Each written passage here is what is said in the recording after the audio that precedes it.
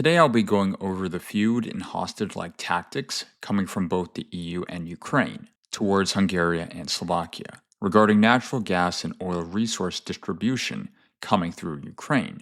So let's dive into the background to understand the context of this situation, shall we? This whole thing originally started about 2 weeks ago when Hungary and Slovakia stopped receiving their gas and oil supply through Ukraine. Additionally, Orban recently stated that Ukraine will not be joining both the EU and NATO in the foreseeable future, a stance any sane leader over there should take, in my honest opinion. This has led Ukraine to cut off oil and gas to both Hungary and Slovakia, who are advocating for peace in the conflict. Furthermore, there have been accusations from both Hungary and Slovakia that the EU is allowing Ukraine to act without consequences, leaving Hungary and Slovakia to suffer. Now, why does this matter?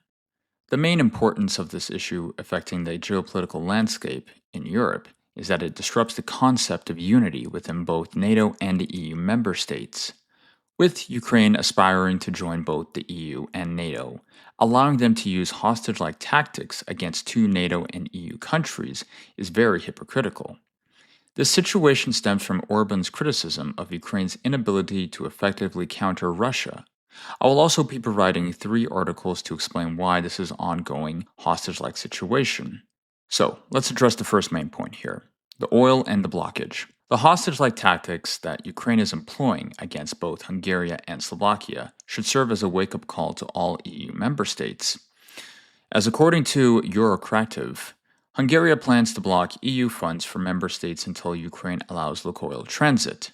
Slovakia and Hungary said earlier this month that they had stopped receiving oil from Lukoil through the Druhazaba pipeline after Ukraine imposed a ban last month on the transit of resources from Lukoil on its territory. So, what does this mean? Well, Ukraine initiated this crisis by blocking the oil and gas pipelines that supply Hungary and Slovakia, aiming to pressure both Orban and Fico to retract their calls for peace negotiations with Russia. This blockage has drained significant attention, leading to further mistrust in the already fragile unity between both organizations. Now, moving on to the second point, the blocking of EU funds towards Ukraine. In response, Hungary has threatened to block any European Union refunds due to this hostage-like situation.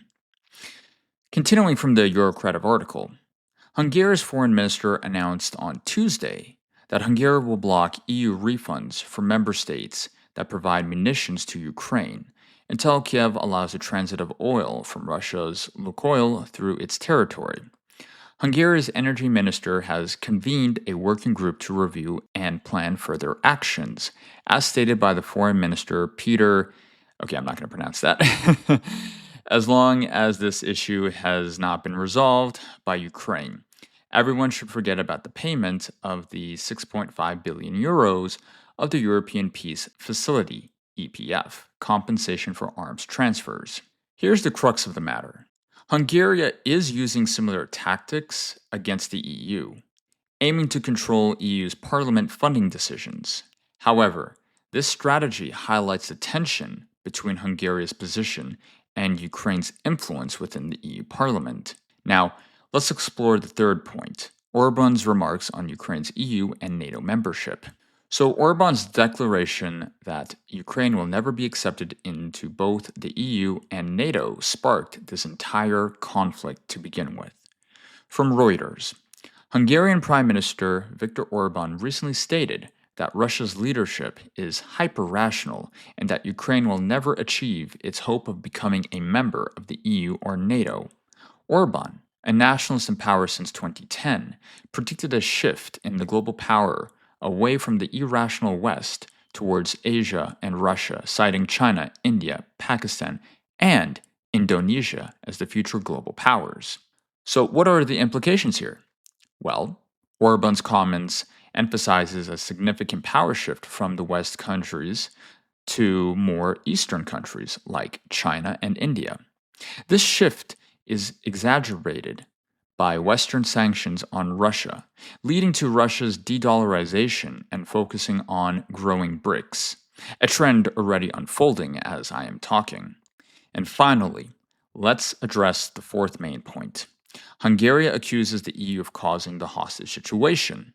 So the EU's actions have led Hungary to accuse them of enabling Ukraine's hostage like tactics, which is very interesting.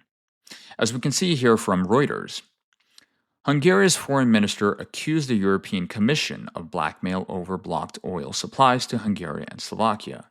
Hungary and Slovakia recently asked the commissions to pressure Kiev to reverse its decisions, but more than a week has passed with no action from the European Commission. Hungarian Foreign Minister Peter, again, I'm not going to address his last name, stated on Facebook that it was Brussels, not Kiev, that invented the whole thing. It was the European Commission, not the Ukrainian government, that wanted to blackmail two pro-peace countries that rejected arms transfers. What does this tell us?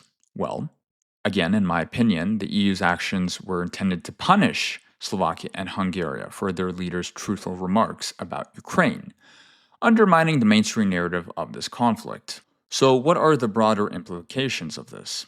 Well, the ramifications of this will include disunity within both the EU and NATO that we're currently seeing. As Hungary and Slovakia may reduce or even cut off all electrical energy supplies to Ukraine, which they urgently need right now, as that will definitely affect the war that's currently ongoing for them and with Russia, more so with Ukraine than Russia. So, I guess looking ahead, I do foresee Hungary and Slovakia moving closer to the BRICS system rather than staying in the EU after this incident. This trend of countries seeking independence from the Western neoliberal order is already in progress, as we can see how the European Union is conducting itself with negotiations, with peace deals, and economic reforms and/or sanctions. So to summarize this all up, the EU and NATO should be prepared for their members questioning the unity and fairness within these organizations, as any sane person should question everything, in my opinion. Competitor organizations like BRICS will more so, well, probably gain more influence as time goes on with such actions that the EU is conducting. The balance of power will definitely shift, challenging America's strategy of keeping Russia out and Germany down and America in, as we are currently seeing. If you found this insightful, please leave a like and subscribe. For those concerned about global events, I highly recommend doing your own research and stay informed. Keep up to date with what's all going on, especially now with the election season coming up, with the potential wars in the Middle East, the riots in Britain, etc., as I will continue to provide insights into geopolitical and current news events. So stay tuned for more, as the next video I'll be covering the Ukrainian F-16 fighter jet wonder weapon. You gotta love that, right? Anyways, thanks for watching. Have a great day, guys.